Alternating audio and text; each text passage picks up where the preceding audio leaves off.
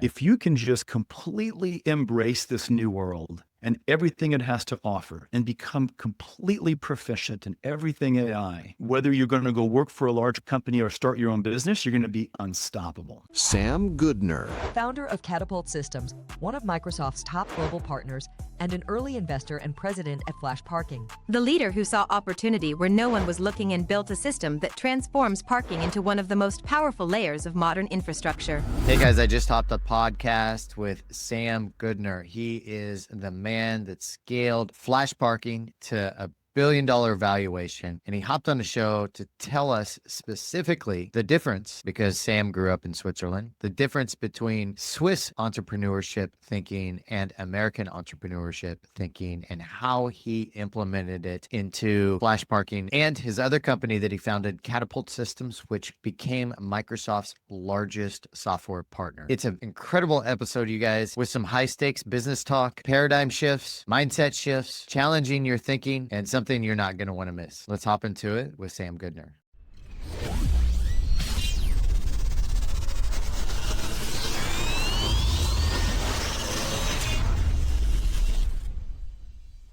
Sam, how are you? Chris, thanks for having me. I'm doing great. I want to start off in the Swiss Army days. And you've described how your time in the Army formed the backbone for your systems-driven entrepreneurship mindset. So can you pick one moment in your military service where the stakes were high, clarity was required, and chaos was imminent, and draw a direct line from that moment to a critical business decision you made at Flash Parking? So many examples to pick from. So one of my favorite examples is the notion that I call, delegating, business decisions. And so if I go back to, by the way, in Switzerland, all of the military exercises we conduct, they're all training based, since Switzerland hasn't been in conflict with anybody, frankly, ever. So these are all training exercises. But during one training exercise in particular, my platoon was tasked to, in a certain time frame over the next 3-4 days, to take a mock command post from mock enemy troops. And it was a bunker on the side of a mountain near a mountain pass. And rather than my commanding officer giving us exactly specific directions on this is how you're going to go achieve that mission, they basically just gave us the timeline and the mission. Then the rest was up to us. And if we had done this mission by the book, and another platoon was tasked with defending that command post over the same period of time against any aggressor. So it was us versus them. And if we had taken the by the book approach, which would have been a simultaneous assault from the top of the pass and the bottom of the valley, then likely that's what the other platoon would have prepared for, and we would have been at a disadvantage. But a few days before we were due to assault that command post, we noticed sort of a weakness in their sort of defensive position, in that they weren't guarding the back of the command post, not from an oversight, but because it was built into a 200-foot, 300-foot vertical cliff. So there's no way of getting to it. But we noticed that the top of that mountain was accessible through an old goat path. And so we decided to split up the platoon into 3 fire teams. I led the fire team that went to the back of the mountain, and in the dead of night, in pitch dark blackness, we rappelled down 200 feet of vertical cliff to get on top of that bunker. And exactly at midnight, 15 minutes before midnight, the instructor showed up looking around for,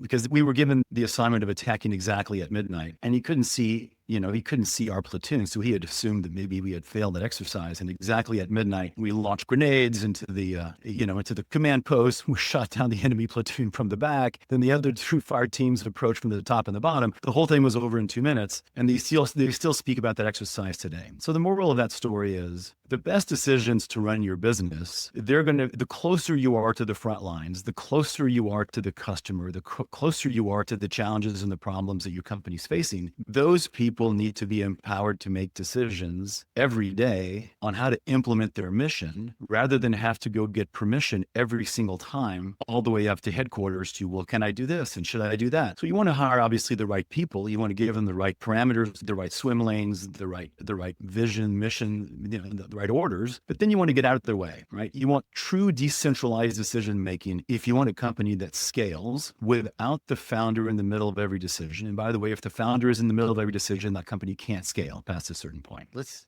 dig into the different mindset that you possess versus, say, the average American entrepreneur because of your background. You know, I would imagine just from stereotypes, the Swiss entrepreneur would be more organized, would understand operations better and systems better, even though an American entrepreneur, not to say that they wouldn't be organized, but you guys do it on another level, right? And those are, I guess, surface level stereotypes. Is there anything else that I'm missing there that makes you look at businesses differently than we would as the regular American entrepreneur? Well, first of all, there's really some truth in those stereotypes. It is true. If you've ever visited Switzerland, the trains run on time, the streets are clean, it's incredibly peaceful. Every Swiss household has a fully automatic weapon, stored in a closet because really? every Swiss male serves in the military, and we take our weapons home with us. Yeah. And yet you never hear of an incident of a mass shooting in Switzerland. So incredibly disciplined, organized, clean, and really, frankly, nice place to live and grow up. And so a lot of those stereotypes are true. Now, you move this over here. There's plenty of disciplined execution in American companies, obviously, as well. But I certainly often see, when I talk to young entrepreneurs, a gap between their great vision and then the execution that it's going to take to get there. And we see that in what we celebrate. So I'll give you a sports analogy, right? We love our sports and we like to celebrate the outcome. We celebrate the touchdown, the field goal, we celebrate the home run, we celebrate the world record. That's what we see and celebrate. And in looking at businesses, we also celebrate the outcomes, the new product release, the new product launch, when the rocket lands vertical on that launch pad, when the company IPOs. So we see the end results, and what we don't see is all the disciplined execution, the daily systems and habits that went into building that organization over not just years, but decades to then become the overnight success that we see at the end. So that's sort of the gap that I, in a way, that I like to try to bridge with the entrepreneurs that I coach. Makes sense. For the listeners, real quick, for you guys that don't know, Flash Parking is a US-based mobility technology company that builds cloud-connected systems for parking and charging. So if you've ever parked in a garage where you can scan a QR code instead of taking a ticket, or the gate opens automatically when you left, or you pay on your phone for space in advance, that's likely powered by Flash Parking, which is now called Flash. Just Flash, is that correct? It is. Yeah. I talk to a lot of entrepreneurs. We've had over 500 interviews here. Yeah. And I've talked to, I don't know, 35, $40 billion founders or so. What do you think, what does it really take to grow something to $1 billion valuation? And I don't mean the general things, but like, what are the core elements? Like, if you were going to write a book, what are the nuggets there, the pillars there that somebody needs to scale something to $1 billion? And I'm sure, though, for many of your podcasts, you get very similar answers around there has to be a big enough addressable market. You have to solve a real problem. And by the way, all that is true. My take on it is, if you want to build a company that eventually, first of all, I don't know the magic formula to building $1 billion company. I think a lot of luck is involved, frankly. But if you want to build a company that stands the test of time and that has the opportunity to reach that $1 billion status one day, then it's a combination of disciplined execution and time. The big ideas are amazing. The big ideas are also a dime a dozen. And so it's only when you go and find the right people and put in place the right systems to where the company can scale, again, beyond the founder being in the middle of every decision, that you start catching that flywheel. Now, I could give you a ton of recipes on how to achieve operational scalability, but for me, that's what it takes. Disciplined execution over time, start building that flywheel effect and let the compound effect start really taking over. And suddenly 10, 20 years later, you're the next Facebook or you're the next Microsoft. It didn't happen instantly. Now, we like to celebrate the companies that explode to, 100 million users overnight, and they're amazing to watch. But there are so many other companies that achieve that status. By the way, many of them are still private, that achieve that sort of $1 billion status by just disciplined execution over time. What was the timeline for Flash Parking to go from basically zero to $1 billion? Yeah, so they were stuck when I joined the company. It was late 2016. They were founded in 2011, and they were stuck at $3 million in revenue. They just did not know how to get past for 3 years, $3 million in revenue. And I see so many, by the way, startups that get stuck at that level. So many, majority. And so, from 3 million to 100 million, over 100 million revenue, that was then 5-6 years. Yeah. Okay. Yeah, I think that's a really good point because I think a lot of people do, even if they hit that early 7-figure level, I would say there's a big glass ceiling there for a lot of people. Because, and I don't know if Right. it's their mindset, hey, I hit $1 million, I'm 7 figures now. Woohoo, I made it. Or what do you think it is? Because I run a community of people that have like 7 and 8 figure companies, Right. and so many just get stuck at that early 7 figures. And I'm curious some of the holdups that you think are existing for people there. The things that got them to that first level of success, it's a different skill set to get to the next level. Yeah. And all the things, especially that the founder has to do, I call, they're the hero founder that's making all the decisions, jumping in on all the fires, that's in the middle of everything. And by the way, there are no processes, there are no systems in place, because when you're that size, everybody knows what everybody else is doing. Whether you're all in the same garage room or even virtual, because you're so small, you know everything that's going on. Well, that can't scale. It can't scale because then the founder becomes the bottleneck for every decision. And even if you go hire really smart people, if you don't let the founder get out of their way so that they can then go scale their part of the business and make the intelligent decisions you want them to make, then you're going to be stuck. Yeah. It also helps to really, what I call, codify your best practices. Everything is in the founder's head or the head of the early employees in a company, and they don't take the time because they don't need to go codify that. What do I mean by that? Well, you start thinking, first of all, what are my best practices? How are we different than everybody else in the business? How do we sell? How do we recruit? How do we onboard? How do we deliver that product? All of those things. What are our best practices? First of all, do you have them? And if you do, then you go write them down in a way that you can not only understand what they are, but then you can train new employees on how to go execute at that level. So sales is a great example. Initially, the founder or his or her partner is the lead salesperson or the only salesperson in your business. And by the way, for CPG companies, that means you're the lead marketer, but it's the same thing. At some point, you want to grow and you think to yourself, I meet so many founders in this position. I want to go hire that next salesperson or hire that sales team. And my first question to them is, okay, well, have you built a sales playbook? Like, well, what is that? I'm like, okay. So if you just go hire a salesperson and say, go sell my stuff, then they're likely going to fail. And then you're going to fire them in 6 months and find a new one and then try that over and over again. Instead, you want everything you've learned as the founder on who is my target market, not just the kind of company, the industry, the geography, the size, but who is the decision maker at that company? How do I get in front of them? What kind of email opener or call opener do they respond to? What objections am I going to hear? How do I overcome those objections? What does a standard proposal look like? Et cetera, et cetera, et cetera. You put that into playbook so that when you hire that first salesperson, you can say, here, this is how we sell at our company. Go follow this exact formula and you're going to be successful. It's like if you hire a star quarterback for a new NFL team and you just kind of throw them into the huddle and say, good luck. And they don't know what the plays are. They could be an incredible individual player, but they're not going to succeed in that system because they don't understand what the playbook is. So that's just one example of you have to codify every part of your business so that it can scale beyond the genius of the original founders. I have a question for you. I'm curious. You talked about discipline, execution, and time. And I think what a lot of people don't understand is how much discipline a founder has to have in order to run a business.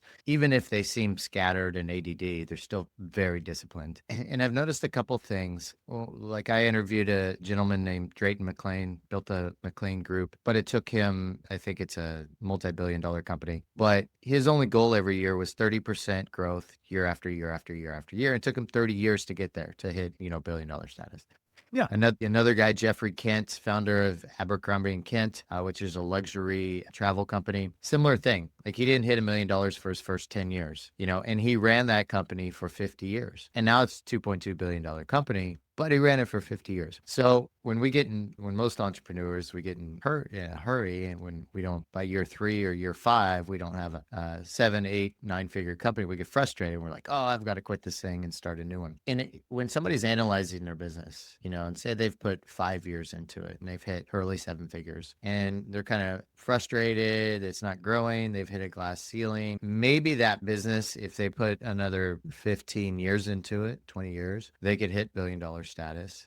Or maybe they should just analyze it and look at it and say, this doesn't have the ability to grow that big. what would you say to an individual like that? How would you look at it and say, okay, this is time to stop, and this is then, or it's okay to go on and grow, Yeah. continue over and over? First of all, let's be honest. Very few companies even have the capability or the market to hit billion-dollar status. So, you are in the small minority. Yeah. But you know what? Maybe you can hit 100 million. Maybe you could hit 50 million from where you are today. And so that's where you start looking at, what is that is really where you start looking at your total addressable market, right? So if I'm running a set of laundry mats in Austin, and I'm going to be geographically confined by that, then I'm going to be a $12 million business maybe, and that's it. By the way, that could be a great business. It could be a great lifestyle business. Not every business has to scale to be considered successful. I love lifestyle businesses. Now, if you have investors, by definition, you're looking to have a financial outcome for your investors, then that means you have to grow it to a certain size and have an exit, some sort of exit. Again, very, very few will ever achieve a unicorn status. So again, all the basics of, do I have a business that is profitable? And here's really the question that I want to answer. I want to know, what are you best in the world at? That's it. If you can't answer that question, then you're going to be stuck at whatever level you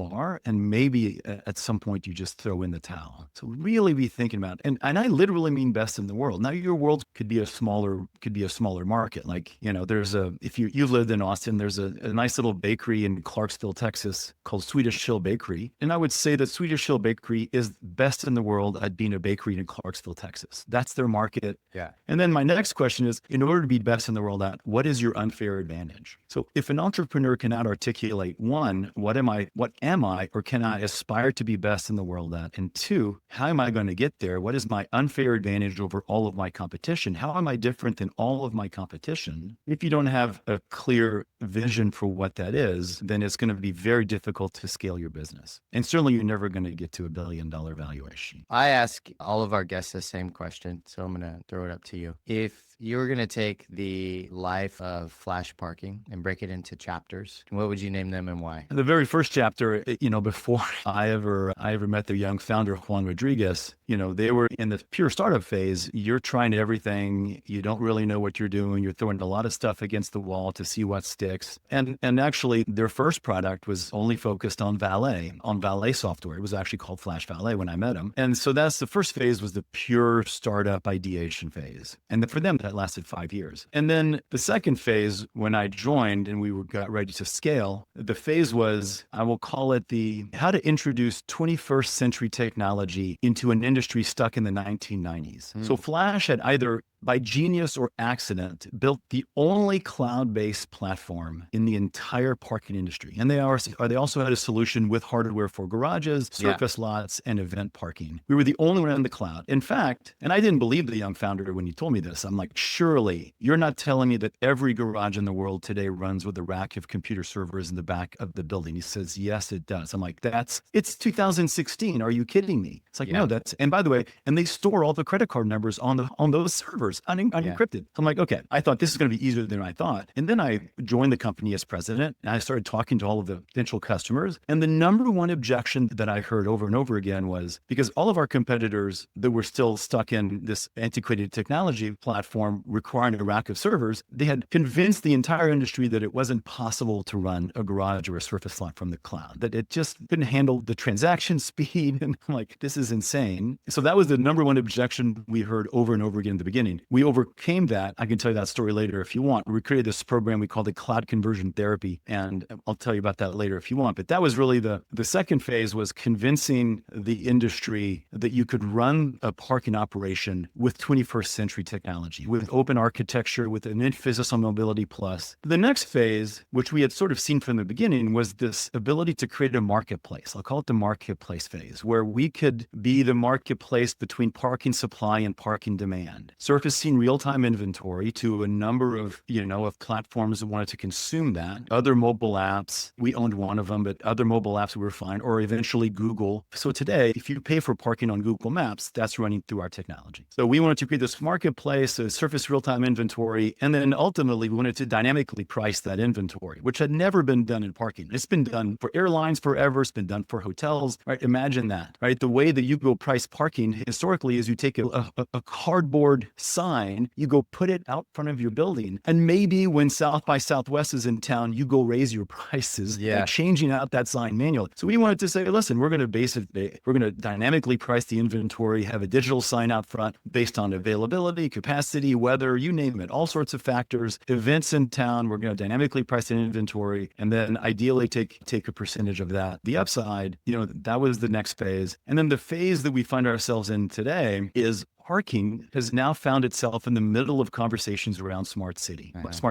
How does parking find itself in the middle of that conversation? Well, you have all these macro trends going on between the rideshare industry, where more people are taking ride shares and driving their own cars in some cases. You have obviously autonomous vehicles. You and I talked about Waymo's just before this call. You have package delivery that needs places to stage. One day we're going to have human carrying drones. They're going to take us from one side of the town to the other. Yeah. And we started looking at these parking assets as being geographically very, very desirable, right at the center of the urban core. And they were uniquely positioned to be able to stage ride-sharing vehicles in between rides, or, when they needed to go to the bathroom or have lunch. So for example, in Las Vegas, that runs our platform across the whole city. And rather than just circle around the main strip, Ubers and Lyfts, they go into city-owned garages through our system so they can go rest and stop and have something at a food truck before they go take their next ride. Autonomous vehicles need a place to go get cleaned and recharge. And it's better to do that downtown than to have to go to Round Rock 40 minutes away and then come back the next day. And package deliveries, you're going to see not just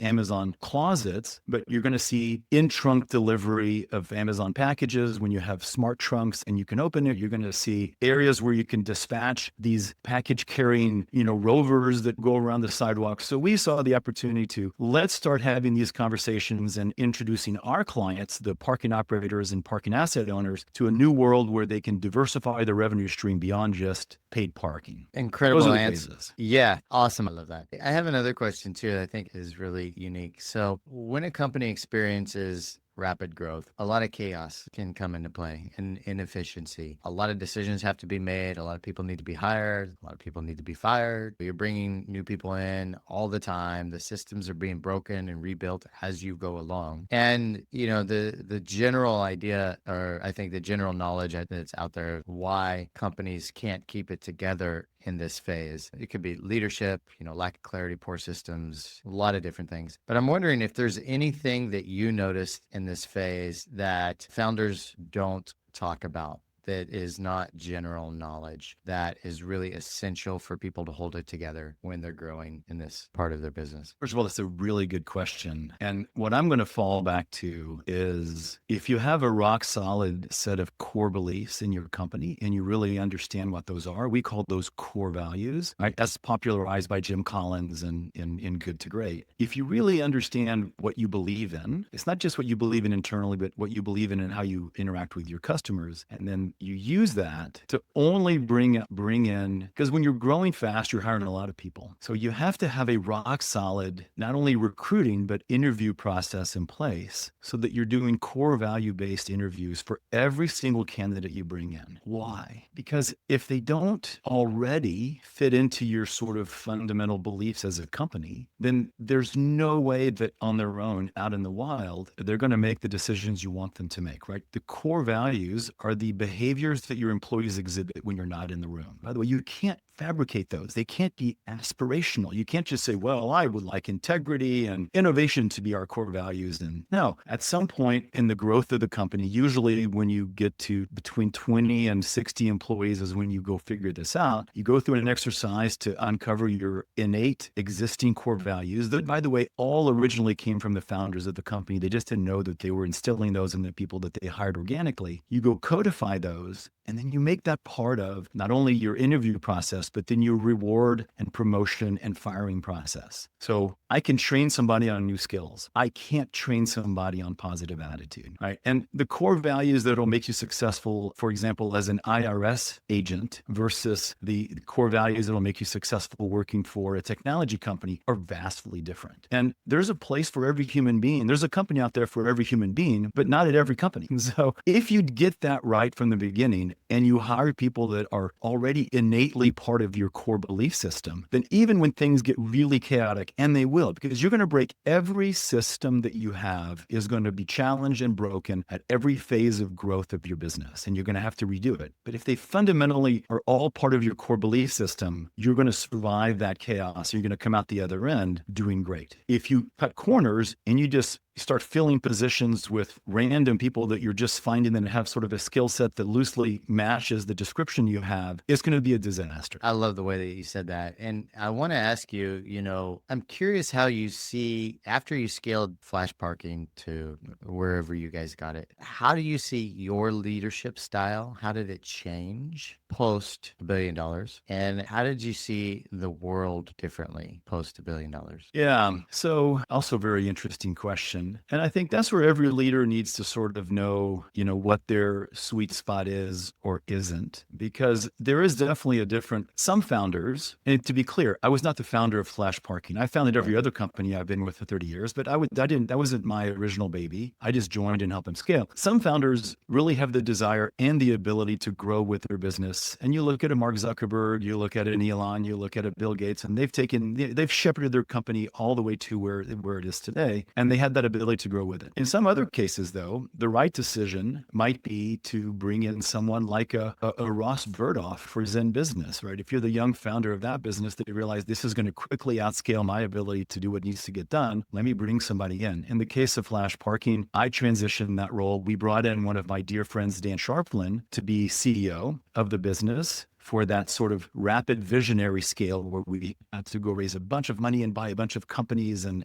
so he and I sort of tag teamed that, but I wanted him in the role of CEO because I knew he was going to be uniquely qualified to go help us do that. And then now we've recently transitioned to actually another CEO, Chris Donis, who can now take the company to that sort of disciplined execution that you have when you've now reached a couple $100 million in revenue and you need to go to sort of that next level. So in some cases, you bring in the right leader for the right moment. If you're really lucky, you can be the founder that can be the right leader for those moments, but you're really going to have to grow and get some mentorship and help. And probably surround yourself with a few folks, that have gray hair, me, that can come and help steward you through the evolution of that business, right? You look at a Michael Dell, for example, still at the helm of this amazing company. He surrounded himself by people 10, 20 years older than him to help mentor him through all aspects of scaling that business. He was very, very astute when he was a young 18-year-old already founding that business out of his dorm. And at every level of the company, I saw him bring in leadership that was way more experienced than he was. And he listened and he learned and he was coachable.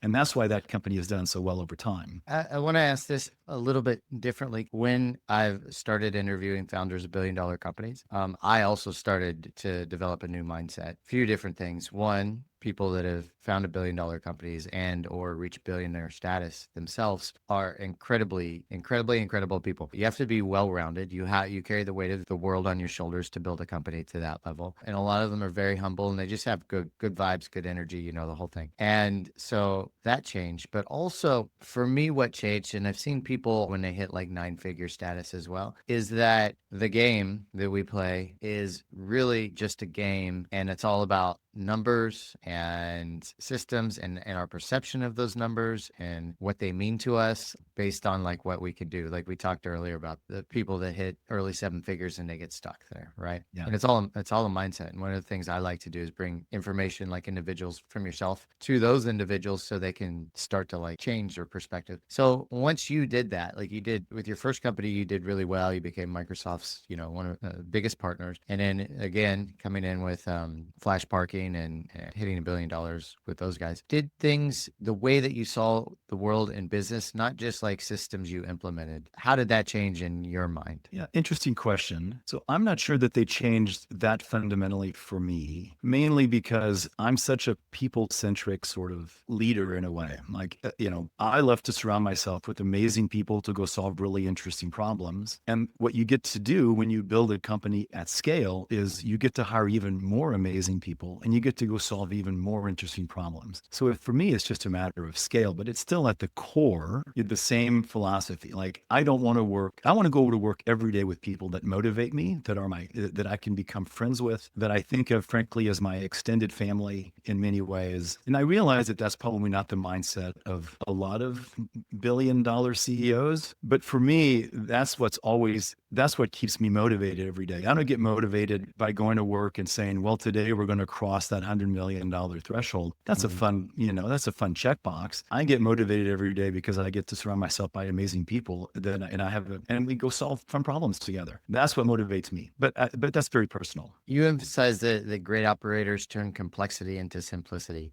However, I think a lot of people will agree with this, but don't really know this unless they've went through it. Simplicity sometimes can be very hard. And I'd like to talk a little bit about your personal playbook for like stripping away the noise when growing a company. I think of leadership today, people in high-powered positions, how they have to turn off the noise to focus on the thing that they're growing and they're working on when there's noise coming from everywhere. And how do you know when you've simplified enough, one, and then how do you stay focused with kind of numbing out the noise in those circumstances? So I'll answer the second question first with a quote from one of my dear friends, Amy Jo Martin. And her quote is, "We vote with our time for the life we want to live."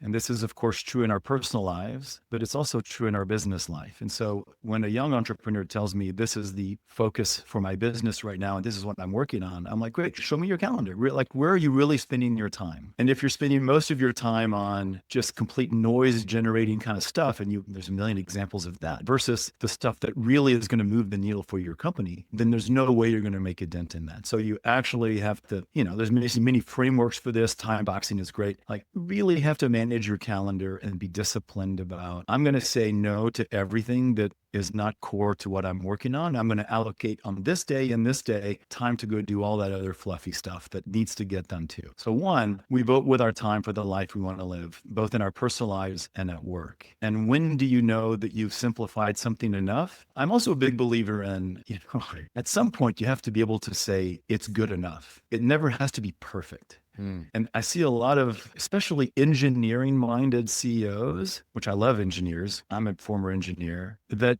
keep iterating because in their mind, it's never perfect. And I'm not going to go release that or put it out because I'm still working on it. And I'm like, listen, it's 80-20. It's the 80-20 rule.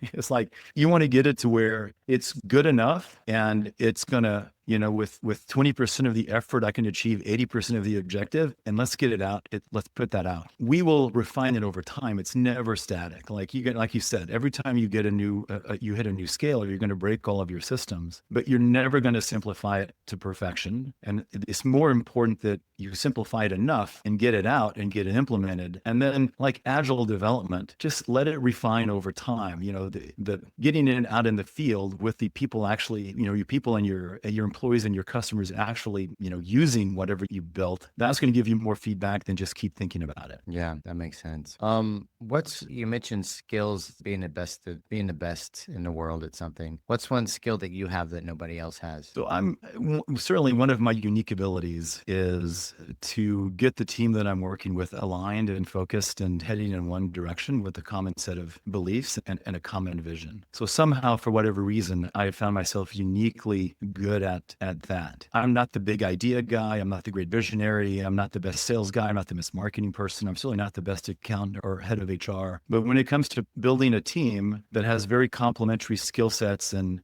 personalities and getting them all to believe in a common mission and a common objective, I'm really good at that. I love that. Well, I mean, it's so important because it's executive leadership. Most people are not are good at building teams like that. I think about my own struggles with building a team and back and forth between costs for A players, back and forth between getting the onboarding for an A player. And then sometimes it's 6 to 18 months. And then that A player decides they don't want to work with you. They don't like the culture. They're not a good fit for you. You need to start back over, so let's look at it from, let's say most listeners probably have 6-figure businesses, a good handful in 7-figure. So that's the majority of people that would listen to the show. And they struggle with getting with building teams. Yeah. And the problems I see ongoing is finding the A players, having a culture that A players want to stick around with, or finding the right A player that fits the culture that you want to stick around. And then justifying the cost, because you know this, I think that A player is going to cost probably 3 times more than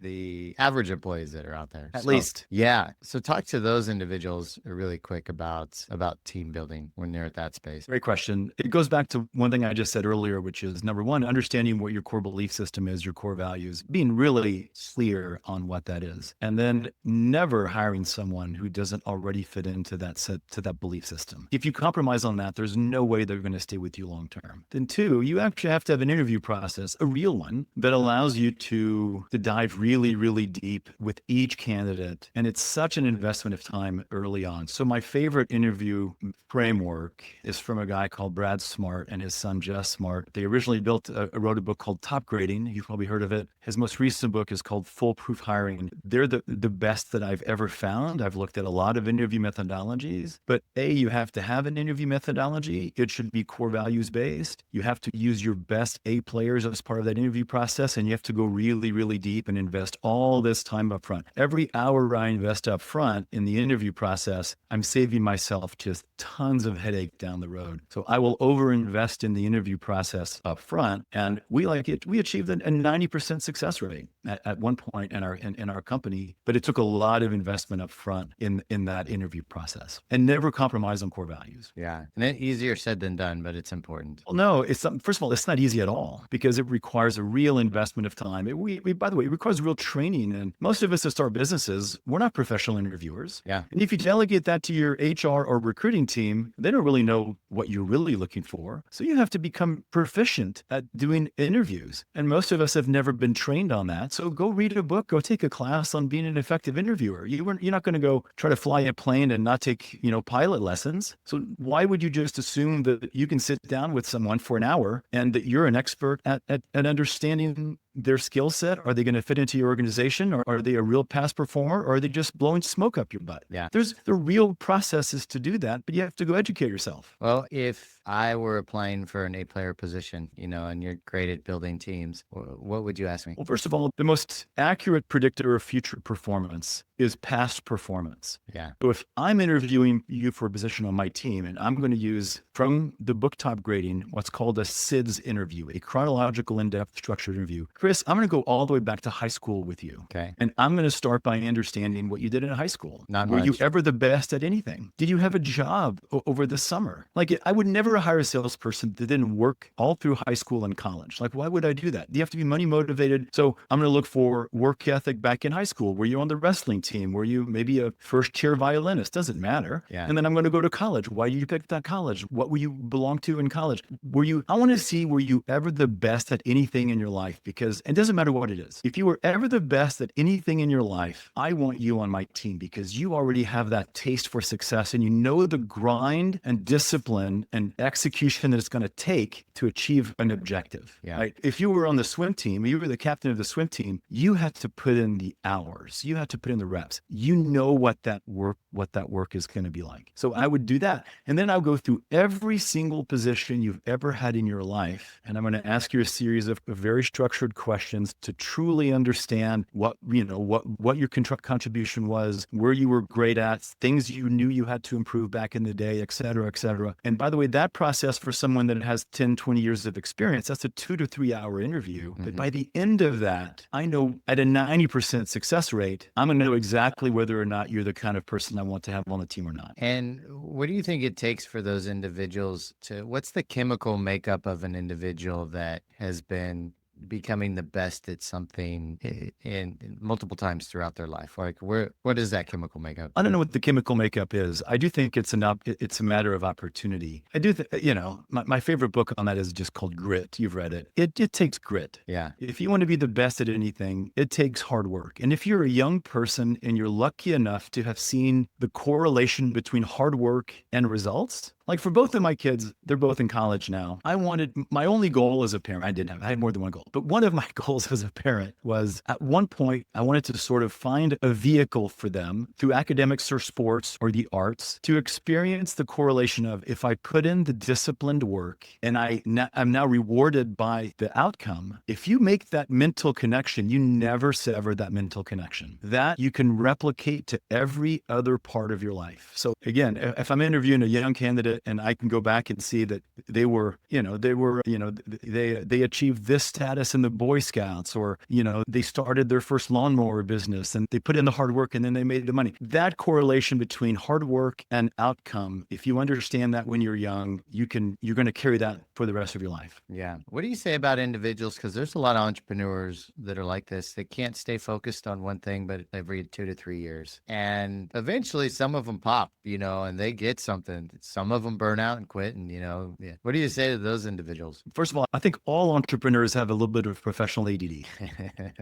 We do. We all suffer from that. Yeah. We all look at that next shiny object, even as we're running our own businesses. It goes back to that question I mentioned earlier. When I sit down with a young entrepreneur, first question I ask him is, tell me what you're best in the world at. And the way that then I take the conversation is, okay, well, let's talk about your clients. Like, which are your most profitable clients and why? Which ones have the shortest sales cycle? Which ones can use your product or service out of the box? Which ones have the highest renewal rates? Which ones call the support line the least? And then you start narrowing it, because when you start off, you don't know the answer to that question. So you take a shotgun approach and you go after everybody that'll write you a check. Mm-hmm. That is normal in the startup phase. If you want to scale, the key though, is you have to narrow in your focus on, I'm going to provide this product or service or solution that is uniquely tailored to that specific narrow market. And I'm going to put all of my energy and focus in that. And the more I focus, the faster I grow, which is counterintuitive because you think, well, I have a much bigger opportunity if I go after everything. Well, if you go after everything, you're not going to be great at everything for anyone. Yeah. If you focus in and you focus on being the best in the world at something, be known for something in a very specific market, you're going to catch a gear, you're going to grow like crazy. And then once you've achieved a certain scale, then you can look left and right at what are some other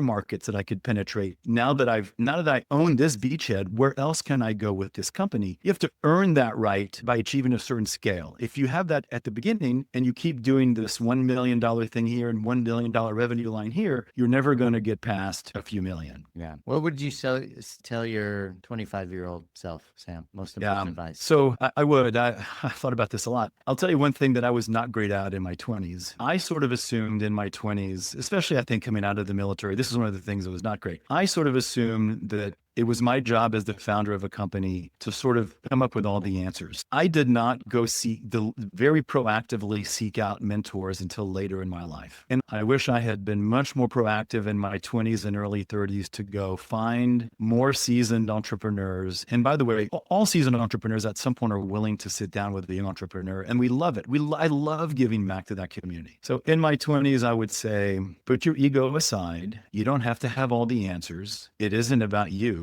It's about you becoming better. And there's somebody out there that has more experience, better answers. Go find them and listen to them. I fell in accidentally into an organization called the Entrepreneurs Organization. You've probably heard of it. Yeah. And now I'm in an organization called the Young Presidents Organization, which is, again, both of them are international groups of member peers. And once I was part of that organization and I was surrounded by other entrepreneurs and we met on a monthly basis in this very confidential thing called Forum, I realized, oh my God, it doesn't matter what business you're in, we're all facing the same problems. And I can learn so much from what you're struggling with.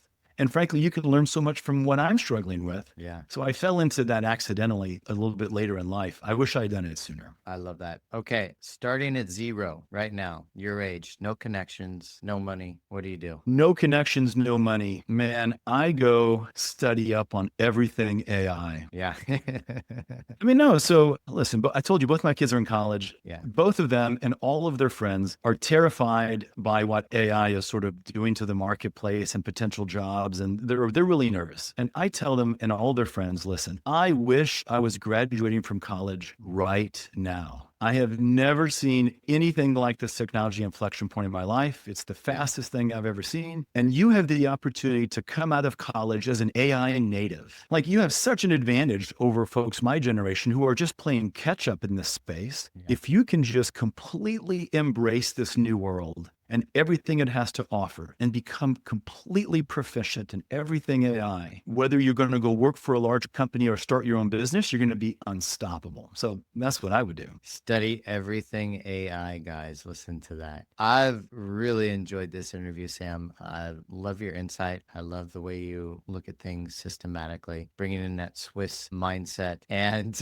I've loved your answers. Like, it's been a delight. A couple things. One, let's check in. You have a book out and called Like Clockwork, and it's recently released, talking about the Swiss mindset with American entrepreneurship. Do you want to tell us a little bit about it? By the way, this was a fun labor of love for me. I've been keeping notes on this book for the past 25 years. Yeah. And what I realized, for example, for the past 10 years, I've been a mentor at a startup incubator in Austin called Capital Factory. It's my way of giving back to the young entrepreneurship community that has given so much to me. What I found is I found myself from young entrepreneur to young entrepreneur often repeating the sort of same kind of advice because they all struggle with the same kinds of things. So in a way, this book is my selfish way of going, okay, read chapter 17 and let's connect in 2 weeks and let's discuss the topic in that chapter and to help move your business forward. But it is a book on operational scalability. So like Clockwork, run your business with Swiss Army precision. I wanted to kind of leverage my background as a Swiss Army officer and a different sort of theme to it. So there's 30 chapters. Every chapter starts with a story from my time in the Swiss Army, a principle that I learned during that time that I then later applied at one of the companies I've run over 30 years. And then to sort of complement that outlook, I then interviewed 30 other entrepreneurs or CEOs and how they implemented those same principles at their companies to sort of give a different perspective on it. And that was frankly the most fun part of the book. So it's that. It's a book on execution and operational scalability. You can find it on Amazon, and that's it. It was